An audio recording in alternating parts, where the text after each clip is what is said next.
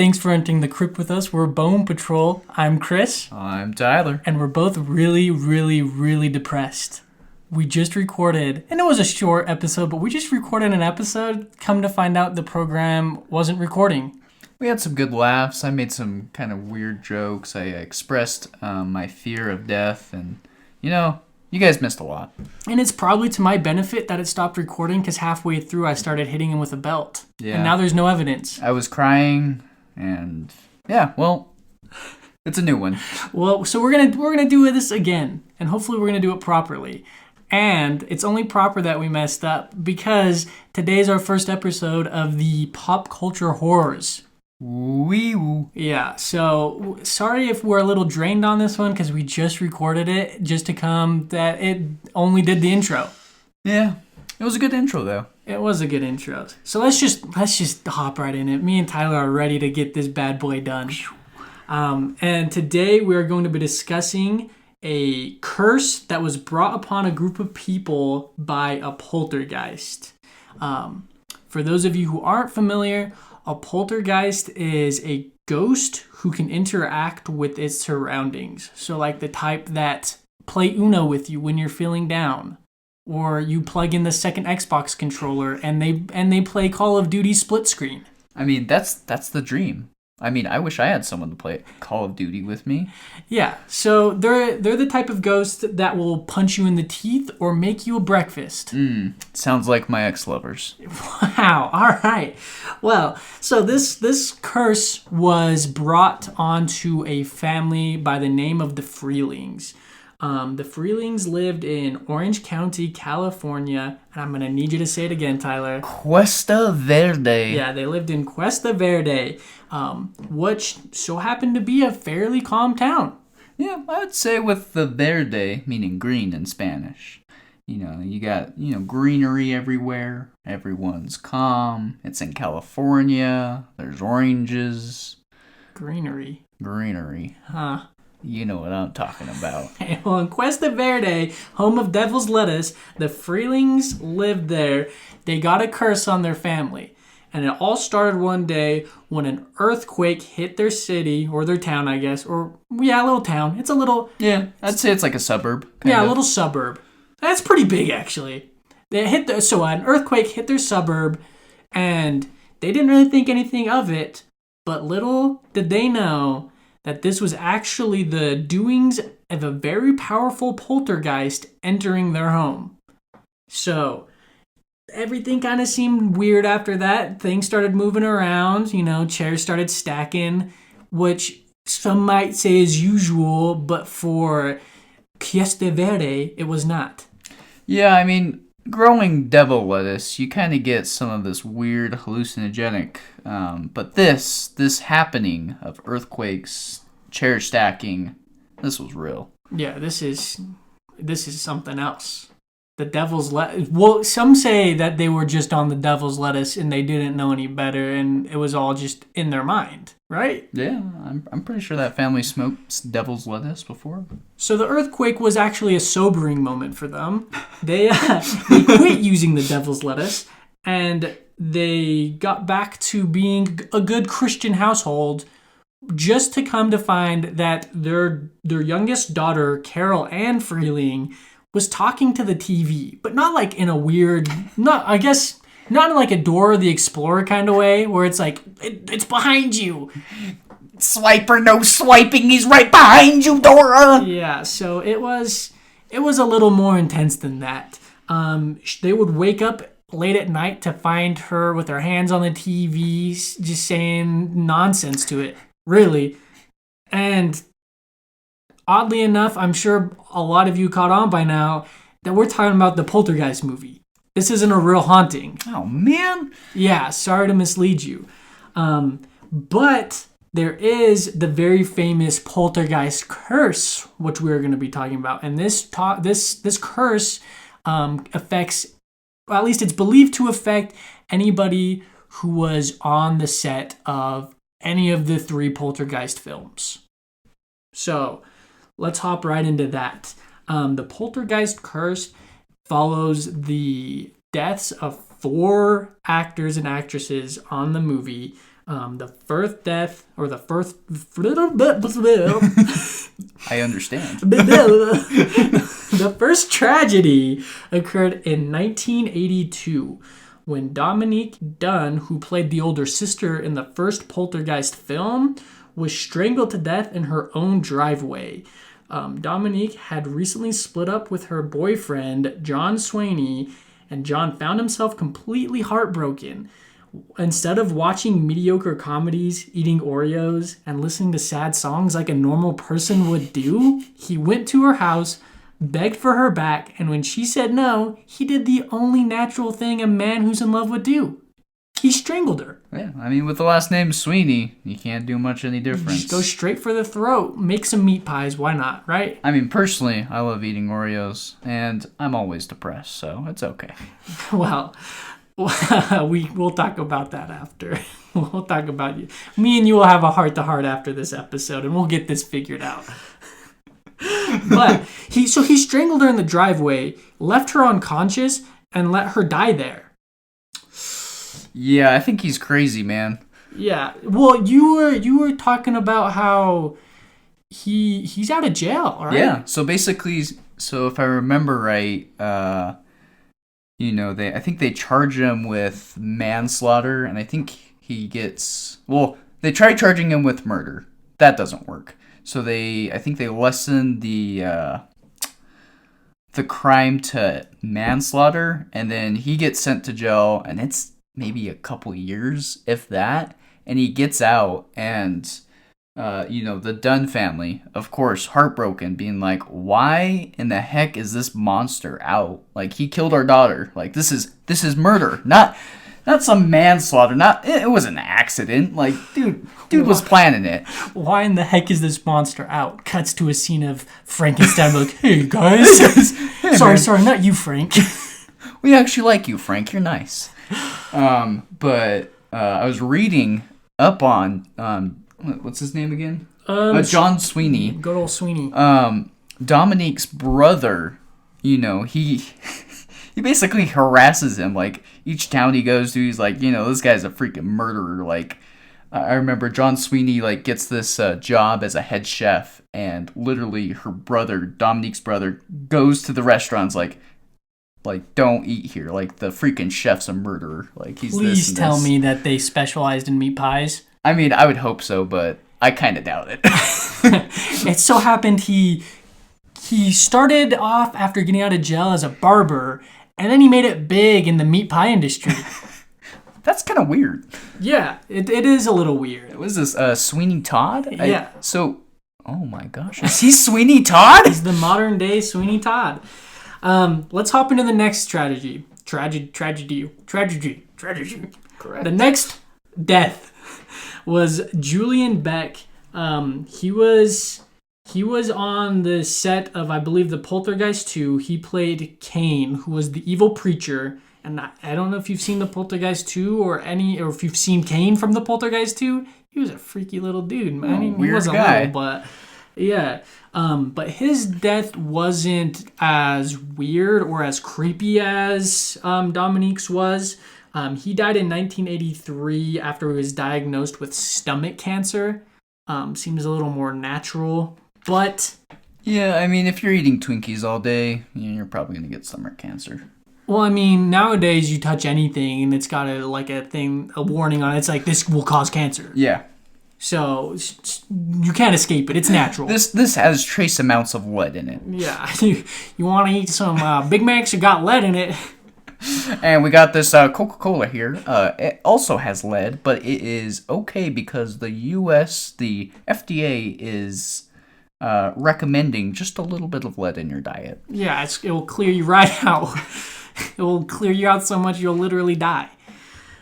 And so the third death following on Poltergeist 2 was an actor by the name of Will Sampson, and he played Taylor, the Native American shaman. His wasn't as freaky as being strangled by Sweeney Todd and being turned into a meat pie, but he passed away from a risky transplant surgery So I'm pretty sure the surgery had a high mortality rate as is, so his chances of surviving weren't very high. Yeah, and I think the transplant surgery, if I remember right, was his heart and then I think maybe a lung. It was definitely his heart, but there was also another organ involved with that transplant. So yeah, that's risky. Well, yeah, I mean, if you try to put your heart where your lung is, you're going to die. Yeah, I mean, I don't know how good hearts are at breathing, but lungs are probably not good as pumping blood. Like, I started a DIY surgery YouTube channel, and it didn't last very long because when I tried to put a dude's head where his kneecap was, he didn't survive, and my video got demonetized and taken down. YouTube, man, this is educational. Come on, seriously. And the last death is probably the most heartbreaking, especially for hardcore Poltergeist fans. It was Heather O'Rourke, who was the face of the series, the trilogy. Yeah. She was in all of them. She was Carol Ann Freeling, the little girl who talks to the TV. Everybody knows that scene where she has her hands on the TV talking to the ghost of Richard Nixon. Yeah. Watergate was a lie. Yeah, so this one was probably the most heartbreaking. She passed away in 1988 at just 12 years old. She wasn't very old. No, that's young. But also, it's like, to her, life is still pretty sweet. So maybe it's better to die that young. Controversial, but come on. What you gonna do about it? So she came down with an ordinary case of the flu. And it quickly became urgent when her illness sent her into cardiac arrest. On the drive to the hospital, she passed out in the back seat. And then when she got to the hospital, they found out that there was bacteria built up by a bowel obstruction that began to infect her body because it was rapidly releasing toxins, causing her heart to stop. So it's pretty intense stuff. So she was taken to a local San Diego Children's Hospital where they were able to get her heart going again. And then she was moved to a larger children's hospital where they were going to attempt to remove the bowel obstruction so toxins couldn't be released into her bloodstream. Unfortunately, during the surgery, she did pass away on the operating table. And that kind of started this whole poltergeist curse. After the death of this 12-year-old girl following the 3 deaths of others who were all part of the Poltergeist trilogy, people started to wonder what's going on a little bit. Yeah, they started smelling a fishy smell. Wow. Ew. That's disgusting. Bro. So, well, who started it, right? Where did the curse start? And where did the story kind of get its fire from? And it all started in 2002 on the E! Network when they released an episode on their documentary series called True Hollywood Story. And the episode was called Curse of Poltergeist. And this kind of just covered the deaths. It talked about what everyone else was talking about, what could possibly be going on to cause multiple people to die from the Poltergeist cast. So while the rumor was going around, the public started to really eat it up. Like they were eating it. Oh, it's just like a big juicy pie. Meat pie. Meat pies. Put a little barbecue sauce on it. Oh, that's a good meat pie. Meat pie. Oh, give me a quick shave, turn me into a meat pie, barbecue sauce. Oh, it's so good, juicy. But interestingly enough, on the topic of poltergeist documentaries, a filmmaker by the name of Adam Ripp wanted to film a documentary that got to the bottom of the poltergeist curse. The film was scheduled to start filming in November of 2015. We have no idea if it's underway right now. I wasn't able to find any update on it. Yeah, I couldn't find anything either, and it was scheduled. That doesn't necessarily mean it was actually filming. Right. And so the film was supposed to follow Oliver Robbins, who played the father in Poltergeist 1 and 2. And then it was supposed to follow his experiences on the set, I guess, what he saw was happening. If I had to guess, the films didn't come out because there wasn't much there. Yeah, I mean, The guy's probably like, yeah, they died, so Yeah, what else do you want to know? He's like, yeah, they had cancer. Surgery didn't go well. Yep. And so he got like 15 minutes of footage, and he's like, that's not really what I'm looking for. I'm actually looking for 2 more hours, if that's all right. Do you mind just talking about ghosts? Yeah, I mean, what's a poltergeist? Like, maybe say that, like, they were stabbed by a ghostly entity. I don't know. Maybe we can do some reenactments. I can play the wife, you can play the husband, and we can get some kids, and yeah, sounds fun. You put on this sheet, I cut eye holes out, shake things around in the room, and then I'll tie a rope to you and I'll let you go into the closet. I mean, that sounds great. And then I'll put on a wig and maybe talk to the TV a little bit. I mean, I can act like a little girl. Yeah. And then after that, they didn't record because Oliver was very uncomfortable and he left. This guy's kind of creepy. Yeah. So this brings us to the question of what's causing the curse. People believe the curse is there, but what is causing it? So one of the actresses, so the actress who played the mom, who is Jo Beth Williams, claimed that Steven Spielberg was bringing on real human remains, specifically skeletons, onto the set. Not like props, like real human skeletons to use in the film. I mean, it might be a little bit cheaper. I mean, you can just go to your local graveyard and, hey, can I borrow some skeletons if that's all right? And oh, Steven Spielberg. Oh, yeah, for sure. I have some in my back room if you want. Okay. Even if you want to avoid the sketchy dude that lives down the street who has skeletons in his closet, you just take a few shots of tequila, you hit the local graveyard with your favorite shovel, you just see how many you can get before the cops come. It's a fun game. You just go to town. I mean, I know of several cemeteries where their security is very low. Yeah, and we would do this as a family all the time. There's nothing weird about it. It's just a fun event. Yeah, it's a family-friendly event. Dig up your relatives. Just brings everybody together. Literally the dead, the living, the family. Couldn't get better, right? That's how you celebrate Halloween, right? Yeah, right. So you have Steven Spielberg who stumbles onto the set smelling like tequila with skeletons, and he goes over to Jo Beth and he's like, "Hey, don't tell me, but these are real dead bodies." Whatever you do, stop drinking tequila. Anyways, Joe telling me, but I'm gonna put the bodies in the pool. I don't know why, but I kind of want to swim in it. Okay, have a good time filming today, Joe. But I'm gonna go get sober. So we got displeased spirits that their bodies have been moved to a Hollywood set because they're just trying to rest. So they're causing a muck, killing people who are involved with filming Poltergeist, right? And then if you remember Will Sampson, he was Taylor. He was the Native American shaman from Poltergeist 2. Apparently, he thought it was a brilliant idea to one night after recording to conduct a exorcism in front of the cast.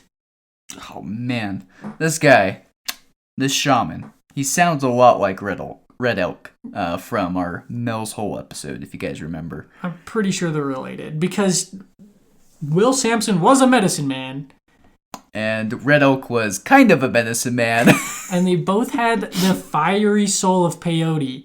Oh, yeah. I mean, you can't do any shaman work without peyote. Right. So pretty much, from my understanding, Will Sampson walked onto set, foaming at the mouth, seizing on the floor with a cross in hand. And they weren't so much scared that he was battling quote-unquote demons and ghosts, but they were more scared that he was going to die, so they had to put a wallet in his mouth. I think he's doing his Native American rituals. Maybe we should just let him do it, and then we can see if anything is different. Jerry, you're an idiot. He's literally having a seizure. Put your wallet in his mouth. No, we can't say he has a seizure. I mean, he is Native American. What? So anyways, he just started a lot of fear on the set. So as if there wasn't already a lot of people freaked out that people were talking about the Poltergeist sets being haunted, Samson thought it was a good idea to try to scare him a little more by getting rid of these ghosts. I mean, if you're mixing tequila and dead bodies, I mean, what else does it add to have a crazy shaman who's trying to do an exorcism and everyone else is just looking at him going, oh, okay. The mic, the cast member who holds the boom mic actually noticed he was coming out of Steven Spielberg's trailer smelling like tequila. Oh my gosh. So this brings us to the end of the Poltergeist curse. So curse or not, the deaths are real, and there is a little bit of mystery surrounding it that people want answers for. People want to know what's going on. So if you believe it or not, people did die, and it is odd that it was all people from the Poltergeist films. I mean, the movie is literally about misplaced dead bodies being built on a house and them wreaking havoc against the occupants of that house. Yeah, so needless to say, whether it be actual ghosts or the drunken, angry spirit or spirits that Steven Spielberg was drinking was causing some bad news for the cast. Who's to say? But that brings us to the end of the Poltergeist curse. I guess we'll walk this one up in the crypt. Yeah, for the second time because we did it once. Yeah, we did it once. So we're going to install another lock on it, and so it's going to be a dual lock system. Yeah. So this one's done. One and done, baby. Two and done. So we're just gonna give y'all a little good night kisseroo. Mwah. Well,